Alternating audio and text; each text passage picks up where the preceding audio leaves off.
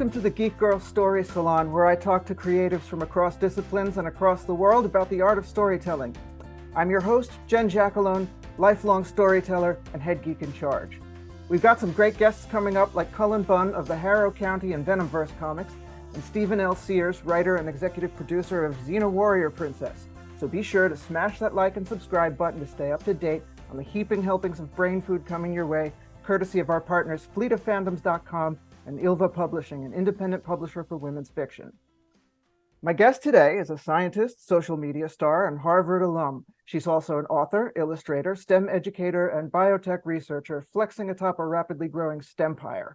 Her new book, There Are No Stupid Questions in Science, answers all those funny little questions you've had, like how do cats purr, and what does space smell like, and has 5 stars on Amazon and just about anywhere you can buy a book.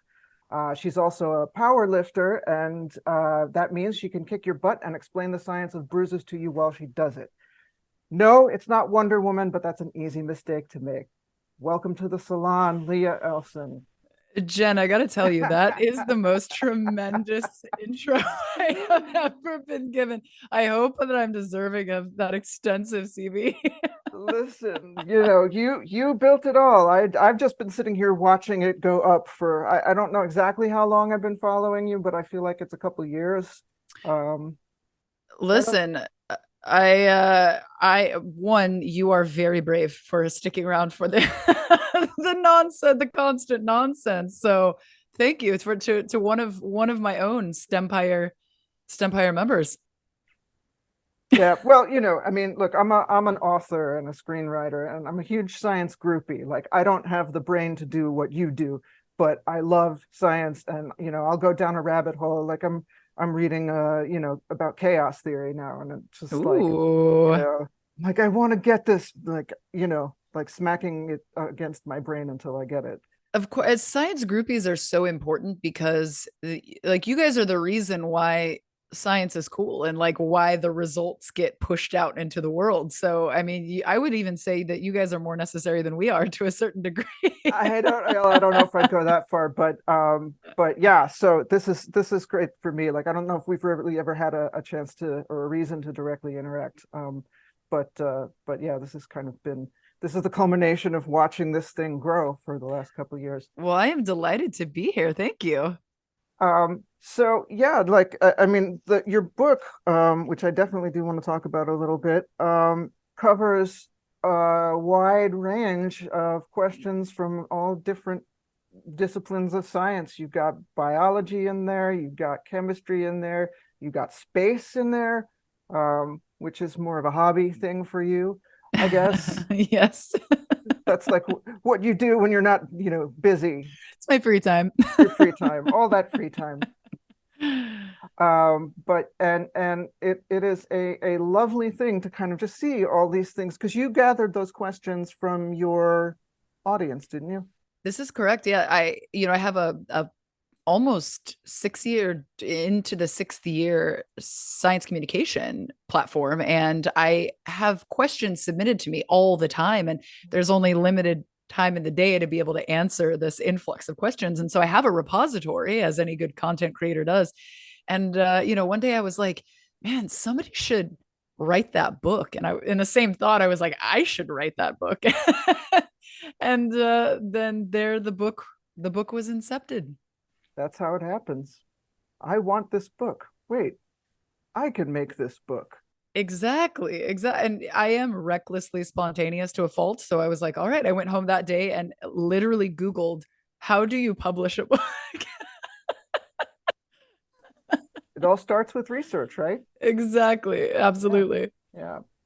I'm the same way, to tell you the truth. I'm just like, I decided to do something, and it's just like, but first. And oh, of course. Yeah. You sort of you fake it till you make it, right? That's been a huge play in my life. That's definitely. So yeah, I mean, it's just neat to see all these little things, like, and a lot of those things were things I've been wondering. The cats question, actually, I've been trying to figure that out for ages, and I've never gotten a satisfactory answer. And your book was the first time I got a satisfactory answer to that question. Listen, guys, n equals 1 it has pleased somebody. The book, the book has answered somebody's questions. So that's fantastic. So what else are you holding out on? Are they really putting chemicals in the water turning the frogs gay or? Oh, of course. Yeah.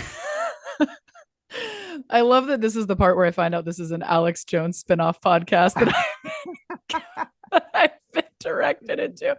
Um, I have a ton of ideas for books. The next book, the one that I'm currently writing, it's called Dear Consumer, and a lot of that is just debunking consumer pseudoscience. Right, there are trillion-dollar industries which capitalize on these claims that I think many of us on a day-to-day basis we hold to be gospel truth. Right, we're like, oh, that sounds sciency, of course, but when you actually look into it, there is nothing to substantiate it. And so the next book is sort of unveiling and pulling some of these claims out of the shadows and taking a critical eye. And a lot of consumers, I think, also rest on the, well, surely the FDA wouldn't clear something that's not.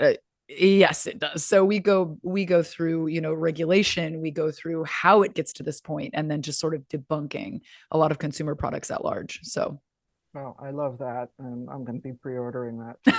So fantastic. I And think it's just so needed.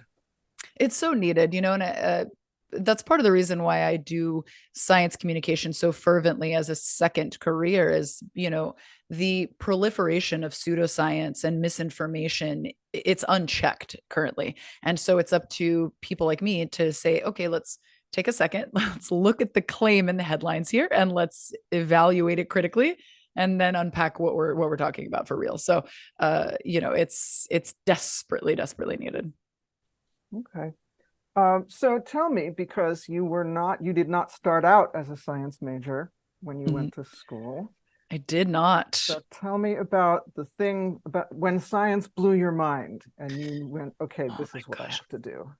Well, so science, I have always been a science geek. I've always had a really great aptitude for science, but I was actually sports casting when I got into college. Science had always blown my mind. I mean, as a very dorky child, was like raising brine shrimp to study their morphology under a little chintzy microscope. That was me, right? Like kids were beginning to date and things like that. And I was like, oh, let's look at the developmental stages of brine shrimp. That was me. Fascinated by the physical world. And so I think there was always a gripping fascination. But I decided to actually pursue a career in STEM when my father got very sick. I was sportscasting in college, and there was a very poignant moment wherein I was on the sidelines of a football field, and my production team, I've got hot incandescent lights in my face. My production team is counting me down in my headset, 3, 2, 1. And there's this moment where I go live, and my father at that point had undergone multiple radical surgeries, chasing cancer, and the physicians are like, I don't know, like how this is going to go. Like, there's not going to be a lot we could do pretty soon. So the family had been through it, and I'm sitting there right as we're going live. And I remember thinking in this moment, and I actually have that video footage somewhere, thinking, what am I doing with my life right now? I could be delivering something so much more impactful to human beings. And so the very next week I quit, and I did a little bit of soul searching, and science had always been a thing for me. And so I went into it and never looked back. Awesome. I love that. Feel like I'm better off for it being a sportscaster. Yeah. Well, no, I think we're all better off for it. So. All right. So we go geek, we go deep. So we're gonna now go start with going deep. Let's do it. Okay. So this is a pet topic for me, as it is for a lot of people. Nobel thought humanity would generally draw more good than evil from new discoveries. Do you think that applies to AI? I do. I think that we are in a very critical period right now, which you can see biotech trying to scramble to do, wherein with appropriate measures and regulation in place, AI can serve to solve humanity's greatest issues, right? How do we cure cancer? How do we stop an out of control warming climate at large? How do we get to Mars safely and effectively? How do we terraform safely and effectively? These are massive problems that human beings, especially with our current computing power, we cannot solve on our own. And so AI serves to fill in those gaps that we just simply will not be able to at this current rate. And with the current time crunch that we are under for a lot of these massive problems, right? Food scarcity, things like that. So, yes, AI with appropriate measures and checkpoints in place and developmental oversight does stand, I think, to tremendously. I mean, that is the next quantum leap for humanity, right? We discovered fire, we discovered the wheel, we began getting into computing, and now it is time for computers to sort of take over some of that cognitive strain. So yes, I agree. Okay. Yeah, I mean, I do think that oversight and regulation is going to be really super important, because I feel like right now they're just shoving it into everything, and they themselves say we don't really know how it works. Right, right. Yeah, it's a little bit concerning, and I think that this is not going to be something that should be regulated necessarily by the tech companies themselves. I think that it should be a world culture. I think that there should be like a UN summit for science and technology, and like, where do we go with AI? Where do we go with quantum computing? And I think that it should be a world decision, because it is something that will ultimately affect the entire world. So I think that people are trying to do that. And I do commend my tech brothers and sisters, because obviously everybody said, okay, whoa, whoa, whoa, whoa, whoa. Like, maybe we should all sit down really quick. We should sit down. And they actually put the brakes on themselves, which was good to see. So it's good to see that human foresight, because there is also this propensity, being somebody who has a long history in biotech as well, sort of innovation almost for the sake of innovation. Like, can we do it? Right? Scientists are very curious, very hungry people for the horizon. And oftentimes we don't take a back seat to cross check, just because we could do it, should we? Right? The whole Jurassic Park issue. Just because we can, it doesn't necessarily mean we should. So Yeah. it's good to see the restraint. Yeah, we're not as a species generally known for that. So Yeah, exactly. Exactly. um so the whole thing, your whole thing that you present to the world, I mean, it feels totally authentic, but I do kind of get the feeling that you kind of get a kick out of like not being what people expect. Absolutely. Yeah. I would say absolutely. What element of that entertains you the most, or what way do you most like to surprise people? I mean, I think the biggest surprise being a woman with a full sleeve of visible tattoos and a nose ring, and who skateboards and surfs and lifts. I get the biggest kick out of people hearing me speak or watching me lecture, or there's definitely been moments where I've been at a conference or somewhere, and people are like, oh, like the audience is over there, and I'm like, oh no, I'm actually lecturing, I'm on podium right now. I love surprising people with having the intellectual part. I love flexing my pedigree, because the schools that I attended were schools that I worked very hard and under my own volition to get into, right? I am a very far cry from like a legacy student, right? And so I worked my ass off to build the resume that I have. And so I love when people find out about it and they're like, oh, oh my. So that's the best. And I think not just in sort of a singular, it brings me satisfaction, but what it does also is it sort of sheds light on what does a scientist look like. Because if you were to ask me as a child, hey, draw a scientist, I would have drawn an old white man in a white coat, right?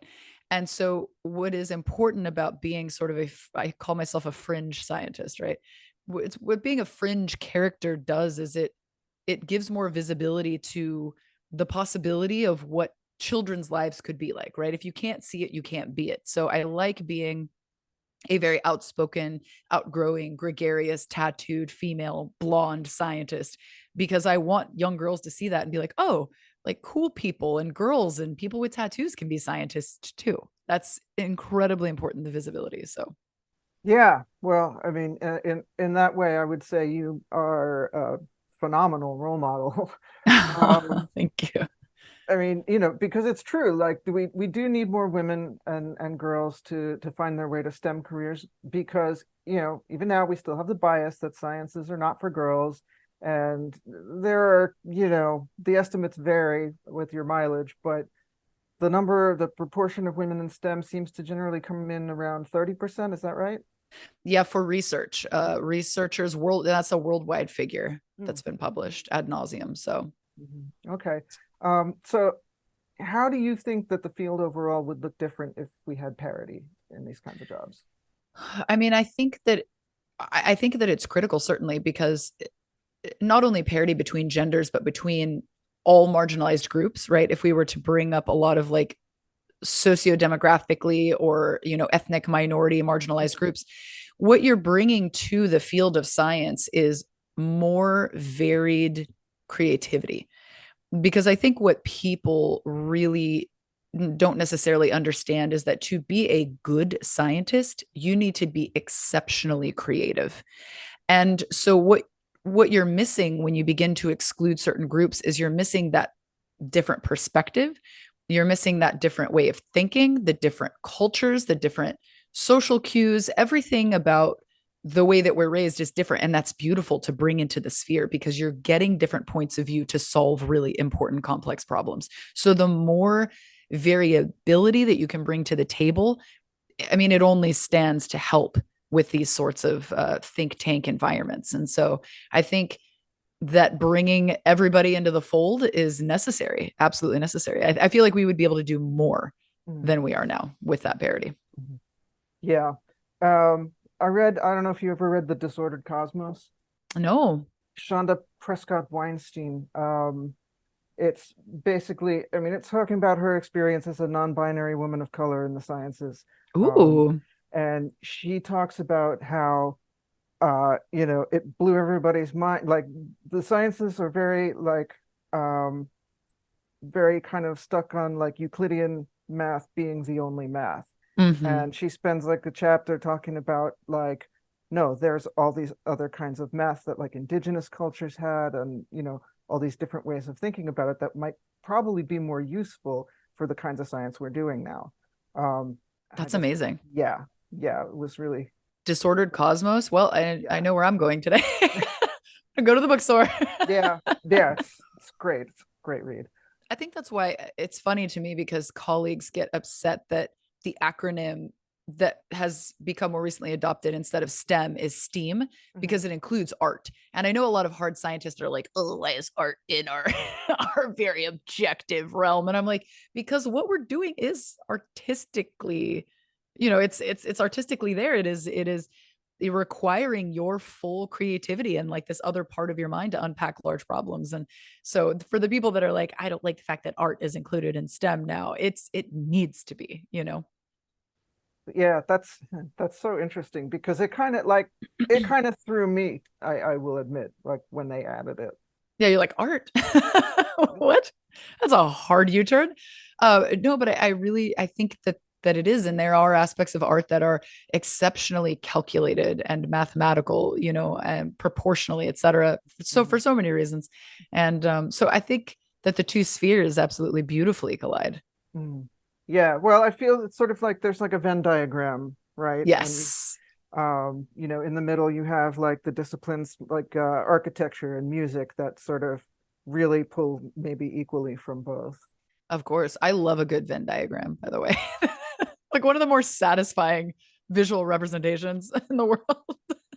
I am a hoe for the Venn diagram. Oh yeah, absolutely. All day long. Can't even can't even hide it. Miss me with a bar chart, but I love a Venn diagram.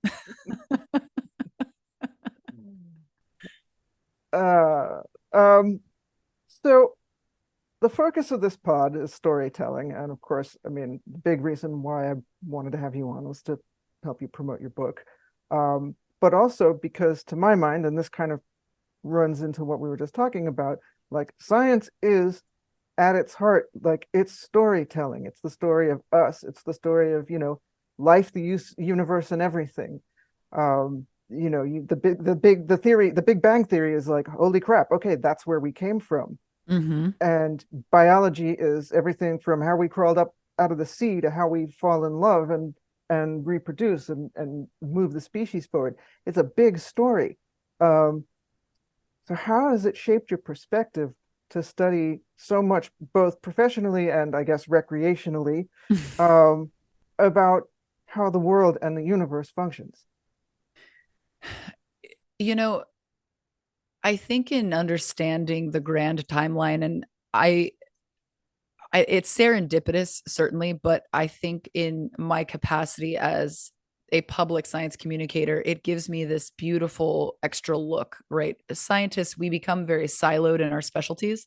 And I've always been in upstream medical research. And so my focus is obviously quite narrow. But in doing what I do in the communication, I've been able to focus on space and focus on the cosmos and focus on biology and oceanography and geology and all of these other things. And I think really understanding all of these things, it has made my perception of just existence very precious, right? A lot of people are like, oh, all this objectivity and, I don't know what you believe religiously, but, how can you find something, special in just the objectivity of it? And I always challenge them and I'm like, the objective nature of the world is special by the fact that for you to be sentient in this particular time in cosmic history where the universe is not too young, where it's way too hot and irradiated, and you would probably get blown away molecularly anyway. And it's not too far advanced in the future, wherein the universe is so spread out and is starting to become thin and cold. And, our galaxy will become quite lonely at some point. You are at sort of the Goldilocks zone in cosmic history where you are sentient and you get to see and experience all of these things. And that's beautiful, like the odds to get here are so astronomically small that it makes this lifetime so precious. Do I believe that there's anything that happens hereafter? I mean, no, not really. I think you die and then your energy is put back into the great big conservation of energy cycle. But that makes life almost more precious to me, because you get this one shot, you get this one opportunity, and every moment that you live is a precious moment in history. And so I think understanding the cosmos at large, and the fact that we still, even though Congress has been hearing some some things otherwise, we still have yet to Yeah. confirm that we are with anybody else here locally, but it makes everything, when you're sitting in traffic and you're like, today sucks. Yeah, it does, but you're also sentient, on a rock that's careening through a void. Like, what does it even mean? Nothing. And you still have to pay bills. So Right, right. Yeah, well, if we have time, I want to talk about the UFO business, but we'll see. um, so, I mean, talking about that, like, I don't mean it in the sense of religion and the hereafter, but it almost feels like there is a spiritual element to the work of science for you Absolutely. in terms of what gives you meaning or gives your life direction. What is, can you talk about that a little bit?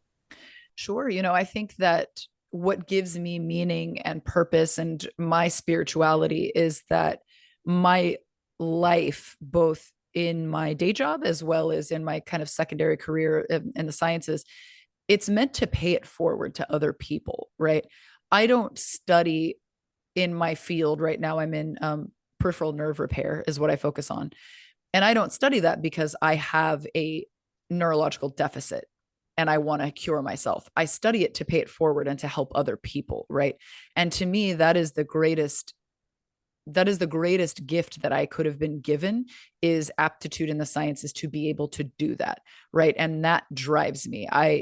People always say like, oh, like what's your goal? Like what is it that you dream to do? And I always say the same thing. I want to self-actualize in a capacity where I know I used every ounce of my intellectual and emotional capability to make the world a better place, because I do think that there's something spiritual about human interconnectedness and our capacity to feel for each other and empathy and love that you have just for your fellow man.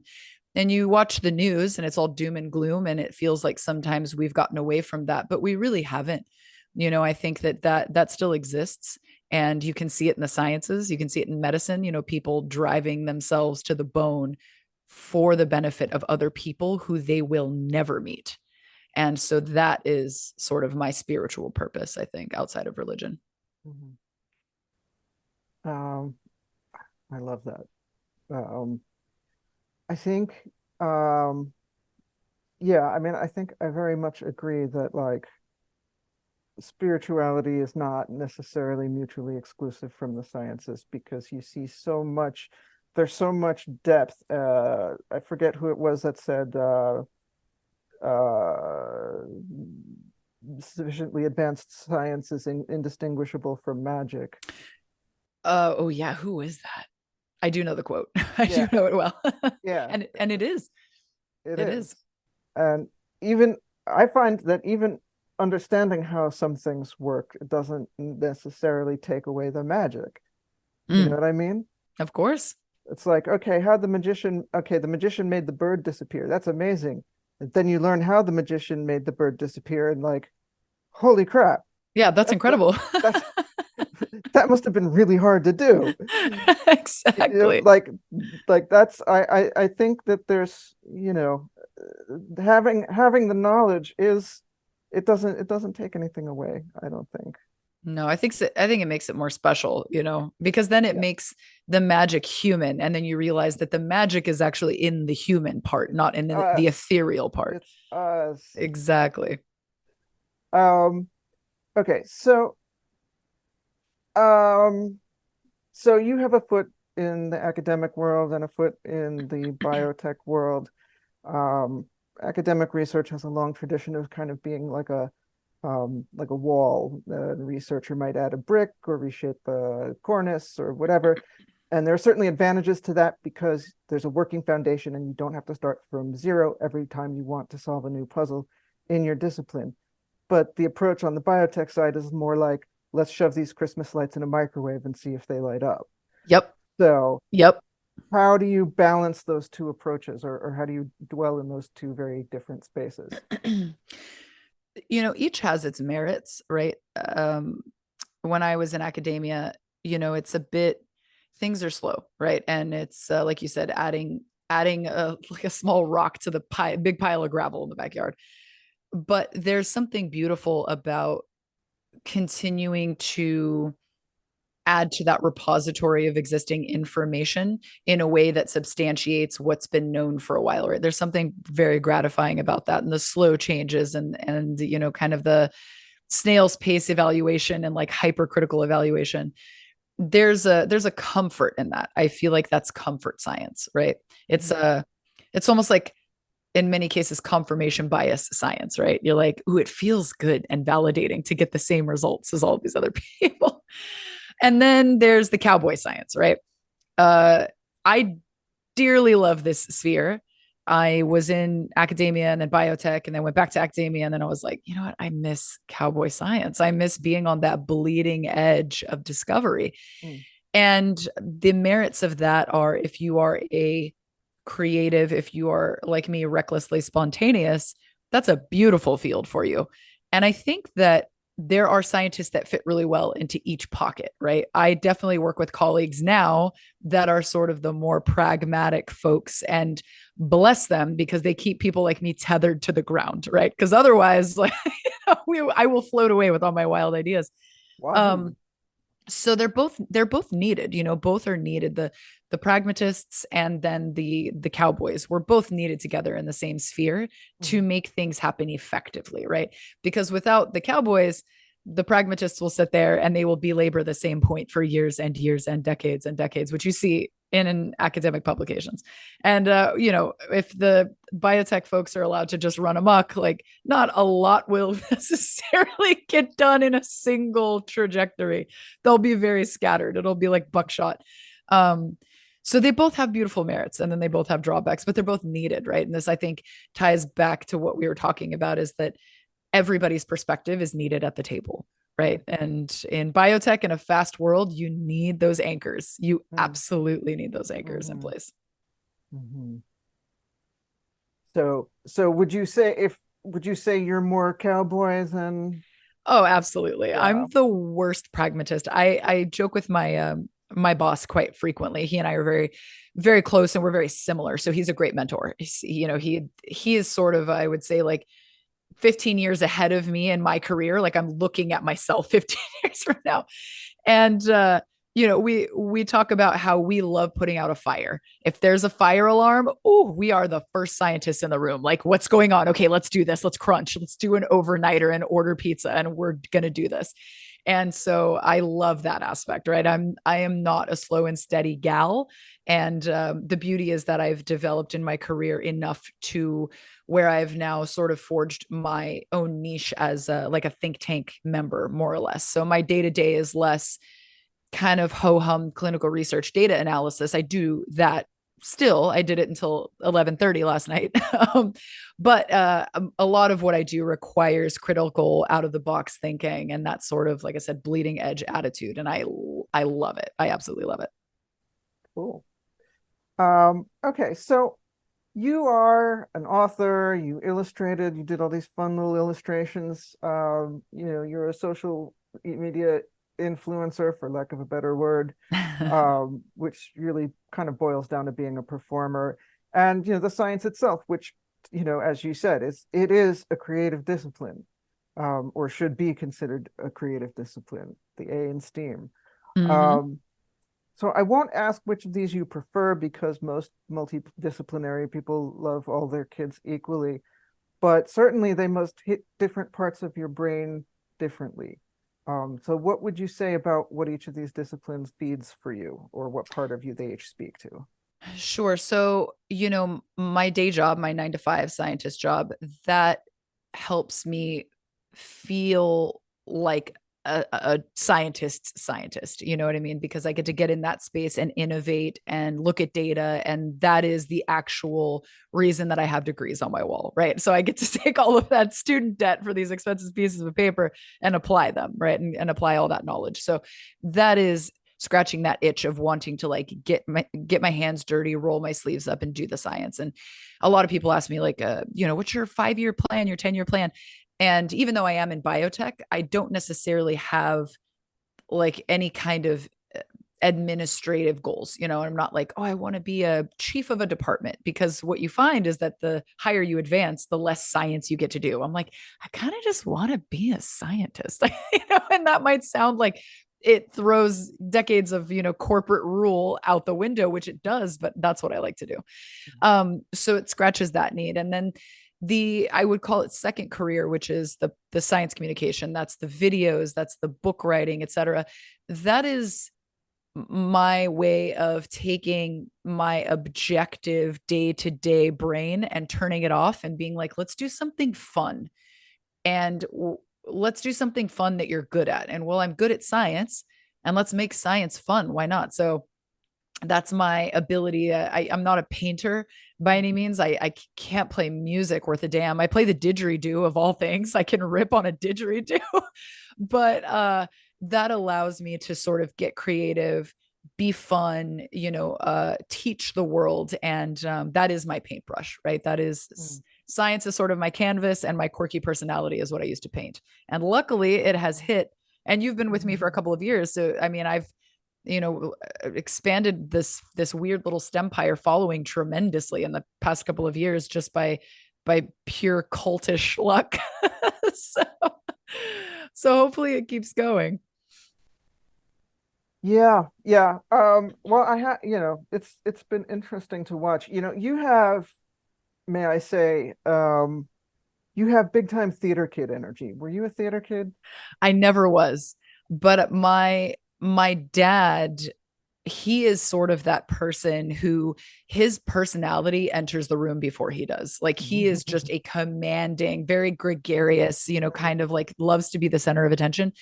Um, I like being the center of attention in this very strange paradoxical way, because I also find myself becoming like less and less social as I get older. So I don't necessarily, in college, sure, I would love to like go to a party, a house party, and be like the big personality. But these days, I'd rather just interface with a camera and do it that way and then just be in slippers under the table. You know what I mean? Be cozy. So I do have theater kid energy. I never was a theater kid, but I think it's a nature versus nurture. I think a little bit of both in that category from my dad. So Mhm. Okay. Well, you did have that period in college where you were doing the sportscaster thing, so I did. that kind of lines up, doesn't it? It does. But it wasn't because I was passionate about film production. It was because when you're in college and you're like, well, what do I do with my life? And I was playing sports at the time and I'm a ham in general. So I was like, yeah, it makes sense. Okay. And, it was an easy gig. And, you work once or twice a week and it was lovely. You worked for a couple of hours at night once or twice a week. Um, so yeah, so it's definitely it's there. Theater kid energy. I've never been told, but I love that. I think that's hilarious. Yeah, it's just like especially like some of your earlier 60 seconds of science videos when you're doing all this wacky stuff. It's like, So part of me, I scrolled back through them not too long ago and I was like, oh boy, like, it's like the early phases and the cringe content early on. And I'm like, should I delete these? And I'm like, no, it's a part of history. You got to keep it nah, up. just Yeah, leave it. keep them Leave it. up. My Keep them my up. my personal Insta is just like Littered with nonsense, right? it is. It's like, oh, here's the phase where I was, here's the phase where I was writing Star Trek poetry, and here's the phase Oh, where I was, yes. yeah. We'll Yes. talk about that after, but That's phenomenal. yeah, just like like my Instagram is just phases. It's like this is what I'm doing. I don't know. Maybe in a year it'll be different. I love that. I absolutely love that. I think that's the cool thing about social media is that it is a continuous timeline of your life, right? It's snapshots in time of your life. And it's interesting to go back and see sort of the undulating evolution. Right, and occasionally what was I thinking Yeah, about here? oh boy. Oh geez. Hair Yeah, colors, hairstyles, well, all the above. fortunately, I don't. Fortunately, I think you would have to go back to high school for me to find anything really unfortunate on that front. But yeah, they're just, the little phases you go through are like things that even 5 years ago, like, oh God, I would never say that now. But, Oh, of course. Of course. because we evolve As we should. as we should. So I have a question. I enjoyed the heck out of your book, and I want to know, are you ever tempted to weave your science knowledge into fiction with, all of your free time? Yes. So I have 13 book ideas right now. They're all nonfiction, but I do have one fiction Mhm. piece that I would love to write. And, it's one of those things where, I sort of I didn't say, hey, I want to be an author when I wrote this book, right? I was like, I want to get this book out. And then during the process, I really sort of discovered this Mm. inner author, right? I've always had I obviously have the gift of gab, right? And I've always been drawn to the written word, but it never occurred to me like, hey, maybe I should be an author. But since writing the book, I'm like, no, this is like, I want this to be another career for sure. So I have all these ideas. I'm already writing a second book. Like there's a third one I'm writing a pitch for right now. And the fiction piece is interesting because what I have found is that when you begin writing books, you Mm. sort of begin to get typecasted as that sort of author. So, for instance, the Dear Consumer book I was telling you about, it's a bit of a deviation from There Are No Stupid Questions in Science because that's a very quippy, funny Q&A type book. And Mhm. I find myself, people sort of requesting that similar vein content. And I'm like, am I now the quippy Q&A guy? Possibly. Am I going to always be the nonfiction guy? Possibly. And when you look into it and you go through a Google hole of research, like, hey, can people write nonfiction and fiction? They typically do, but it's under like a pen name so that the audiences get confused because you have to find your audience and then sort Right. of cater to that audience. So You become a brand, and that's the reality. exactly. So it would be like now if I started just doing like I don't know, cooking tutorials. Everybody would be like, what? You know, after they've been following me for science for years. So and the fiction book is actually scientific in nature, and I want it to be scientifically accurate. And it's sort of a what if this happened, what would happen to the world? You know, it's like a apocalyptic sort of book. And you know, with a little bit of like, hey, why not like zombie-ish kind of flair? Because why not? But yeah, I do have that thought, and that's not something I've broached with my agent yet, because she's going to be like, you've already given me about 800 ideas. Like, you need to stick with a handful so that we can circulate these. But yeah, absolutely. Absolutely. And maybe, you know, as you very poignantly said, with all my free time, maybe one day, maybe in the event that I retire from my day-to-day science job, I'll be like, you know what, it's time to dust up that fiction, that fiction work of mine. So Okay. So we're going to do show and tell. I just want to quickly ask, because there are lots and lots of pictures of you and your tats. I want to actually know, how many do you have? oh my gosh. I mean, do you count the sleeve as one? Did you get it done all at once? This is 4 sessions so far. Okay. But it was all like one kind of. It's sort of like one. I mean, the piece flows together because I have a really good artist. So it will, when it's everything will sort of connect to each other. So I guess we'll call it one piece, but it's extensive. Yeah. I'm gonna go ahead, and I'm not gonna count them, but I probably have 20 or more. Wow. Yeah. I've got a lot. And I always, you know, it was always like, I'm just going to get one. And then I'm like, I'm just going to get two. And then it turned into, well, I'll get several that are coverable. And now I'm like, I should get it. Yeah. I'm like, I should get a neck tattoo. Like, that's my neck. So like, I should just continue the sleeve and just get a neck tattoo, because my hair is parted on this side, so I could cover it up. But I'm like, also, let's just get a neck tat. Like, I mean, I'm ridiculous though. Like I said, I'm recklessly spontaneous. So I'm the guy that's like, should I get a tattoo today? Sure. Why not? Let's go. I feel that. Yeah. All right. So what did you bring for show and tell? Okay. So I very rarely, if ever, talk about my research, because it's so niche, and the questions that I get asked and my audience is, they want like general science. They want more like, you know, relatable science, I would call it. But I was looking in I have this grand bookshelf here. It's like 50 square feet of books, and I have like a bunch of little oddities from my past. And then I told you that right now I'm doing peripheral nerve repair, but much of my research background, I've been in research for 14 years, is in orthopedics, specifically lower limb adult joint reconstruction. So what I have here, I was in biotech.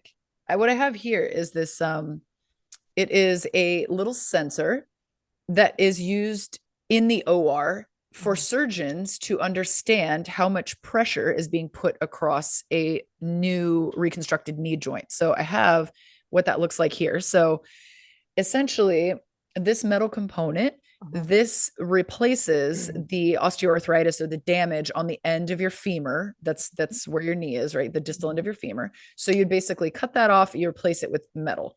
And then where your cartilage is inside your knee, you replace that with like a plastic polymer.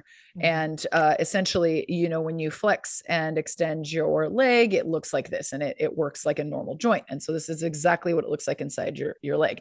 But the problem is that, especially with knees, it's a bit like riding around on appropriately managed tires, right? You need to ensure that to ride correctly in your car, that your tires are balanced, aligned, and rotated properly. If you have any kind of misalignment or like, you know, wonky tires, you'll know, because you'll be rattling down the road. And the same goes for human knees, right?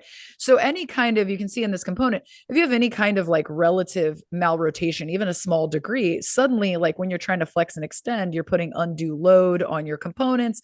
They wear out. You require a revision surgery. This is not a good thing. It ends up becoming very like risk heavy and taxing on the patient. So back to the biotech thing. So for the longest time, surgeons were like, yeah, that looks about balanced. Looks about right. They would eyeball it. They're Eyeball it. just, yeah, they would basically take the joint and they would move it with their hands, right? Which in human strength obviously varies surgeon to surgeon. It varies on the given day, what have you. They'd be like, yeah, that feels like it's balanced. If I flex and extend this leg, I kind of move the leg side to side. It feels like there's relative balance across these brand new components that heaven forbid wear out, right? But nobody knew anything objective. There was no objective metric whatsoever. And then I became a part of a startup company. At the time, it was called OrthoSensor. I think it's since been acquired and they may not even make the tech anymore. But what we did is we manufactured these little inserts that essentially in the OR drop the plastic part. And just to test balance, it's the same shape and you test it and you see on a Bluetooth connected screen the actual pounds of force that are across the joint. So the show and tell part for me, I mean, I can show you guys what it looks like on the inside because I've cracked this thing open. So there's these little force plates here and there's a little processor on the inside, but these little circles, these are the sensors, and they basically will also triangulate where on this component that femoral piece is riding. So you can see in real time on the screen what the forces are, where the contact is being made, which was like unprecedented. So I was a part of this little startup. And I mean, we were working out of like boxes and rented office space when I got hired. And I was the very first person in the history of orthopedics to actually come up with a clinically based objective safety window for what that balance is. So I came up with the balanced force vectors in an adult total knee. And so I have a ton of publications and I have a ton of citations, and my citations predominantly come from that work. So I was the person that conceptualized when any single person, which is like over 1 million people a year now or something crazy, get new knees, what should those numbers be? And I am the one that came up with that metric and what those numbers should be. Wow. So, like when you're in science, there's new discoveries made every day. And oftentimes you feel like this tiny polywog in this gigantic ocean. But, it's important, regardless of whether or not you're in science or you're not in science, to take stock in the things you've done, because sometimes you forget. And when I saw this in the bookshelf, and I told you before we recorded, I was panicking about show and tell. Like, what do I show and tell? I have no idea. And then I found this little guy like collecting dust, and I was like, you know what? I was the guy that made the actual balanced safety window for patients. I'm the guy. So I'm going to talk about that. And I've never talked about that publicly. So, wow. Well, I feel honored that you got the hot scoop. Woo! Exclusive. You got the hot scoop. You got a show and tell of the tech that I think is no longer used, but who knows? I don't know. All right. So at the end of the show, I usually do a fun thing. I do a speed round. Ooh, I love a speed round. Good speed round. And just quick, don't think about it too much. And we just are going to go. Okay. Let's go. I'm ready. All right. Let's go. Okay. Tea or coffee? Tea. Soup or salad? Soup. Star Trek or Star Wars? Star Wars. Okay. If you were a quirk, what kind would you be? Up, down, charmed, strange, top, or bottom? Charmed. Definitely. Okay. If you were a tardigrade, would you want to hang out at the bottom of the ocean, inside a volcano, or on the moon? Moon. Absolutely. If you could pick one sense to have as a super sense, which one would you pick? Ooh, super fast. Do you own an invisible jet? No. Are you sure? I think... Damn.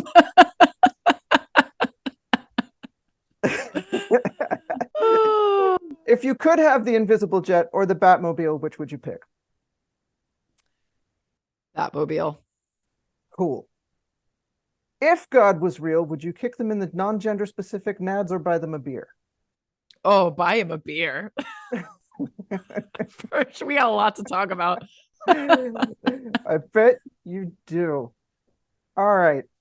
This has been so much fun. I'm going to sign off now. That is our show, you beautiful nerds.